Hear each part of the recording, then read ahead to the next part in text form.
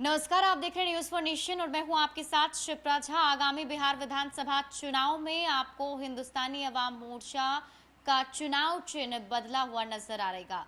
दरअसल ये खबर मिल रही है कि हिंदुस्तानी अवाम मोर्चा के चुनाव चिन्ह को चुनाव आयोग ने जब्त कर लिया है।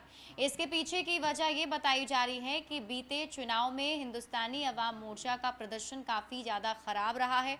ऐसा बताया जाता है कि अगर किसी भी पार्टी को 2% या फिर 4% से कम वोट मिलते हैं तो उसके चुनाव चिन्ह को चुनाव आयोग जब्त कर लेता है और इसलिए हिंदुस्तानी अवाम मोर्चा के चुनाव चिन्ह को भी जब्त कर लिया गया है। और जो सूत्रों से खबर मिल रही है उसके मुताबिक बताया जा रहा है कि हिंदुस्तानी अवाम मोर्चा की तरफ से एक नए चुनाव चिन्ह के लिए आवेदन दिया गया है। निर्वाचन आयोग ने नियमों के मुताबिक जरूरी वोट नहीं मिलने पर हिंदुस्तानी अवाम मोर्चा के चुनाव चिन्ह टेलीफोन को जब्त कर लिया है।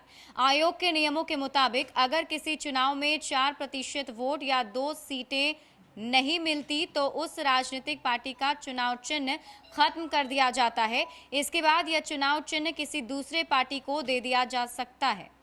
इस लिहाज से जीतन राम मांझी की पार्टी हिंदुस्तानी अवाम मोर्चा के प्रदर्शन को अगर पिछले चुनाव में देखा जाए, ना तो उन्हें 2 सीटें मिली और ना ही 4% मतदान। हिंदुस्तानी अवाम मोर्चा को पिछले चुनाव में महज 2.3% मत मिले थे, जिसके कारण उन्हें अपना चुनाव चिन्ह खोना पड़ा है। चुनाव आयोग से जुड़े सूत्रों से मिली जानकारी के मुताबिक जीतन राम मांझी की पार्टी हिंदुस्तानी अवाम मोर्चा ने बिहार विधानसभा चुनाव के लिए नया चुनाव चिन्ह देने का आवेदन कर दिया है। हिंदुस्तानी अवाम मोर्चा ने कप प्लेट चुनाव चिन्ह मांगी है ताकि इसी चुनाव निशान पर वो आगामी बिहार विधानसभा का चुनाव लड़ सकें।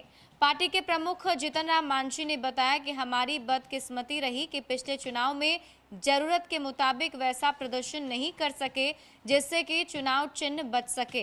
जीतन राम मांझी ने यह भी कहा कि टेलीफोन चुनाव चिन्ह के कारण हमारे ग्रामीण मतदाता में थोड़ी उलझन थी।